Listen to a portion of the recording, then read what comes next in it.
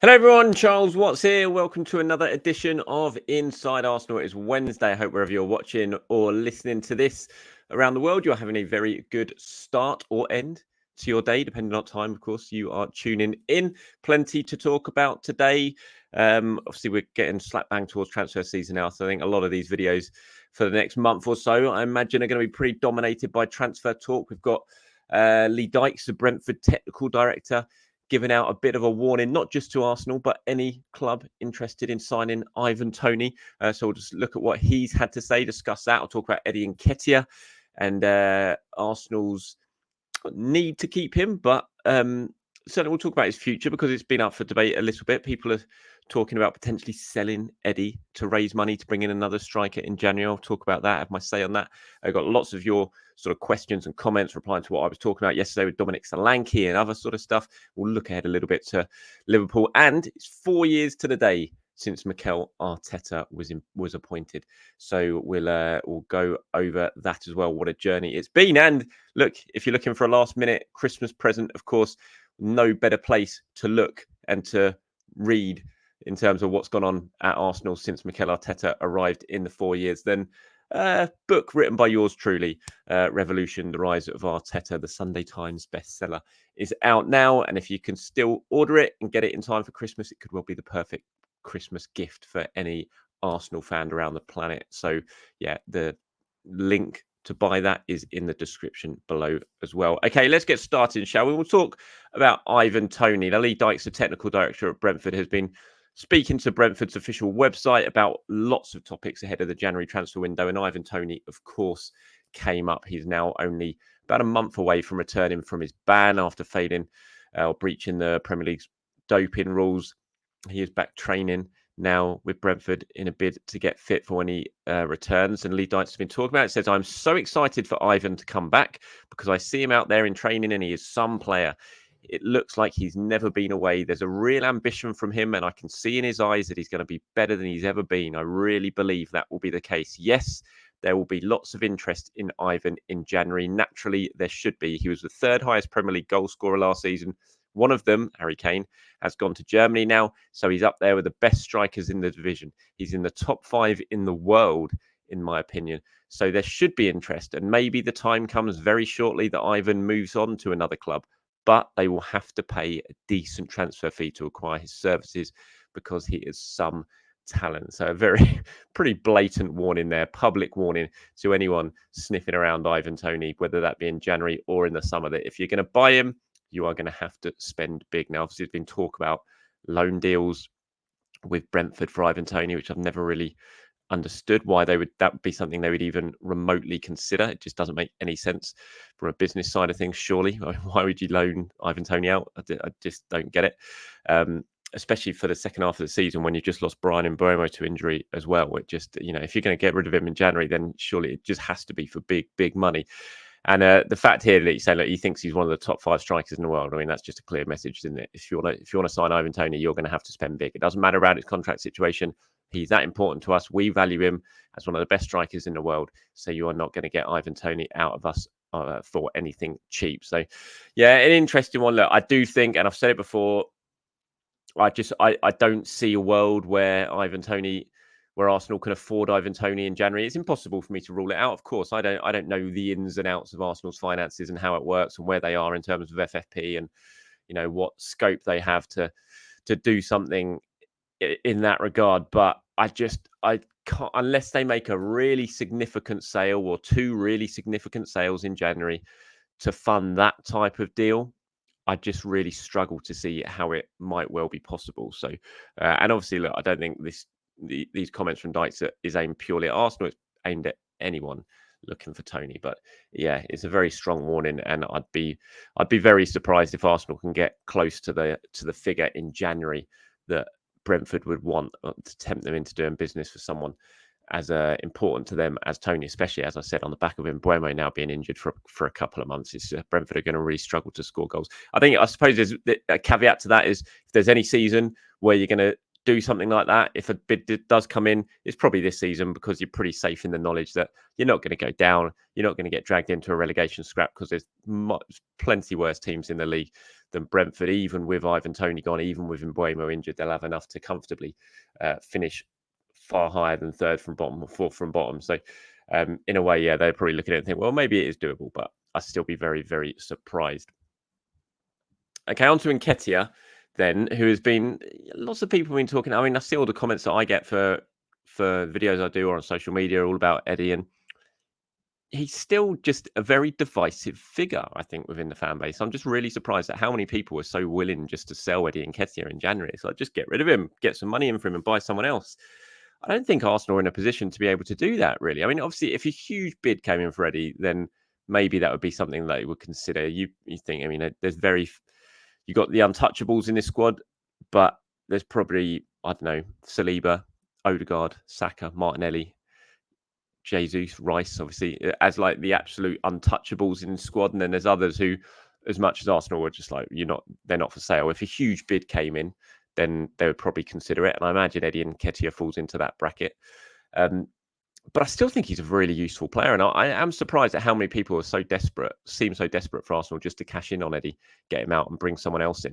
It's like, you don't know if that person who comes in is going to make an impact, is going to settle in the Premier League. It's not, top players get signed, come over here and struggle. There's no guarantees or anything. I spoke about in yesterday's video. And even if a striker does come in January, I still think there's space for all three of them. I think if you're getting rid of one to bring in another, I still think that leaves Arsenal short when it comes to the forward line. I think they need three. I think they need three options. And you've got Nketiah, who's your penalty area type striker, finisher, the smaller, more nimble guy, that sort of thing, although he has vastly improved when it comes to link-up play and hold-up play. You've got Jesus, who's the all-action, all-round player, can play in the penalty area, can play all out wide and just causes chaos, as Mikel Arteta likes to say. So you've got those two options, but then I think you need a big, more physical option, like a Toney, like a, I don't know, Solanke, who we spoke about yesterday, or your dream signing of someone like Osimhen, who can come in and do that sort of stuff. So I think there's a need for all three. I just don't. When I look at Arsenal's squad and I look at how they need to improve and how they need to go one step further to become, the very, very best that there is, I don't think it's a case of moving one on and getting one out into striker. I think it's adding another striker and another option for them to be able to use. And I think Eddie still has a really key part to play in this team and in this squad going forward. And I'm just kind of surprised at how many people are so desperate to kind of see him moved on. It does surprise me a little bit, I have to say. But let me know what you guys think, of course, in the comments below. I've had lots of you getting in touch when it comes to strikers and what I was talking about yesterday and Dominic Solanke. I've just brought up a few different examples of them here. See, DRUP 2013 is that Drup 2013 says, if Arteta wants Solanke, then I'm all in for him. Steven says, I would sooner sign Solanke than Toney. I think he would score a bucket full of goals at Arsenal. If Arteta and Eddie rate him, then that's good enough for me. White, Ramsdale, Havertz, all moaned, but all successful for Arsenal. D-Man 8473 says, I personally think if we sign Solanke, that will have to be one of the worst signings in recent times. We are finally at a level now where we are potentially a few pieces away in our jigsaw to win something big. We've been crying out for a striker for years. Solanke will be so underwhelming, to say the least. And Matt says, what are you talking about, Charles? A few weeks hitting the back of the net and Solanke's the next best thing. His strike rate just isn't good enough for a Champions League club. Not even an upgrade on Nketiah. Save the money for Osimhen. Not sure when you say, what are you talking about, Charles? I didn't say yesterday that I thought that Solanke was the next best thing and that Arsenal should sign him. I just said if they did, I wouldn't be totally against it because I actually think he's a decent player. But I caveated that by saying, do I think he's a game changer? Probably not. I'm just saying that I think he's a fairly decent player. So, I mean, that's a real example there of how Solanke splits opinion. I mean, most people split opinion in football. That's what football's about. It's all about opinions, and very rarely do you have somewhere everything agrees. But it's a very it's an interesting one here from I'm not sure how you say this one. It's like Mura Benkar 595 says, Charles pampering another sub-average English player. Colour me surprised. Lol. Would Bayern, Real Madrid, City, PSG go for Solanke? Big fat no. Only average and sub-average clubs would go for him. I'm not pampering another sub-English player. I'm just saying I think he's a good player. And in fact, I don't even think he's a good player. I know he's a good player. And when you say, would Bayern, Real Madrid, City, PSG go for Solanke? Well, I don't know. But Real Madrid have signed Joselu, who, let's face it, is not great, but they've still signed him and added him to their squad. PSG signed Choupo-Moting from Stoke a few years ago, and then he went to Bayern Munich, and he's still at Bayern Munich, I think. So, these sort of clubs do sign those sort of players who fill the squad and provide a sort of valuable squad piece in their mix going forward. So I don't think it's necessarily that they wouldn't sign that sort of player. Those clubs do sign those sort of players that I'm sure their fan bases at the time when they're signed are like, what on earth are we signing him for? So it does happen. And I'm not pampering another sub-English player. I'm just saying I think he's a good player because I know he's a good player because I watch him and he's a good player. There's no doubt about it. You don't do what he's doing for Bournemouth right now if he's not a good player, and he's really, really talented. And I think if he does go to another club, a bigger club, I think he'll do very, very well there. Is that going to be Arsenal? I don't know. Should it be Arsenal? He wouldn't be my first choice. He certainly wouldn't be my first choice. I'm just saying if he did arrive, I don't think it would be the worst signings. It wouldn't surprise me if he went on and did very good things for Arsenal because I do think he's a good player. But just my opinion, as always. So thank you very much, everyone, for getting in touch and sharing your opinions with me. Here's one from Little Mousy. He says, people are acting like we'd be getting Solanke as our main striker. He'd obviously be Ivan Nketiah replacement. Again, I'm not sure if he'd be a replacement. I think there's room for 2 more strikers.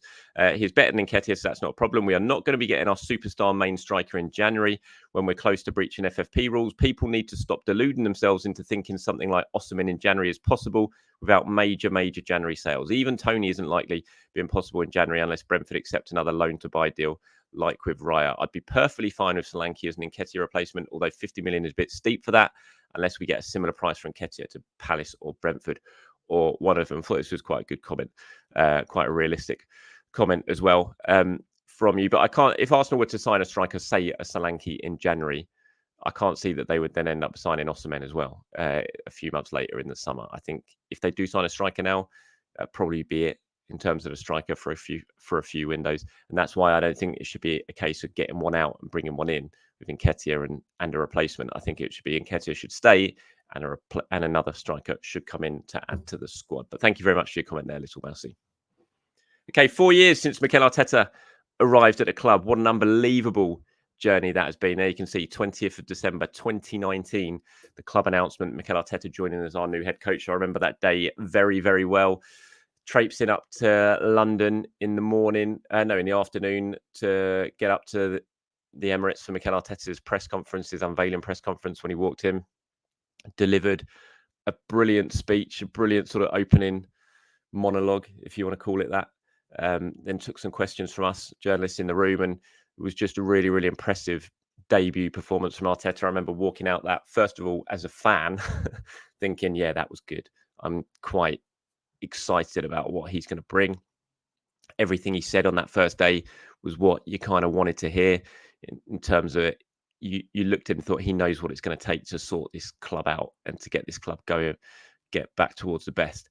There's no guarantees again. I didn't know for certain he was going to do that, but I certainly came away on that first day thinking this could be a very good appointment, and it has proven to be an excellent appointment. You look at where Arsenal are now to where they were 4 years ago. You look at the squad that they have now to what they had 4 years ago. You look at everything that they do and the way they do it now to what they were doing 4 years ago. It is just worlds apart. He inherited a broken, fractured mess of a club, quite frankly, and now he has a united, impressive,